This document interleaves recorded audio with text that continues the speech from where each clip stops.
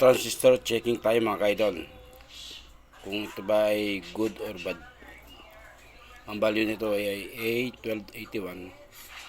Bali ano to, switching transistor sana sa power supply ng nagawa kong digital na timbangan. Continuity test tayo. Yan, pag sinashort natin test probe ay nagbabaser. So ngayon dito tayo. Yan. Nakita nyo. Wala nyo kung kita sa camera. Ayan.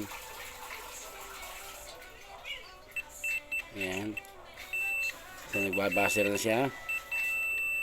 Reverse natin. Ayan. Baser. Kabilang side. Sa gitna. Wala. Kabila. Wala. So magkadulo. Ayan.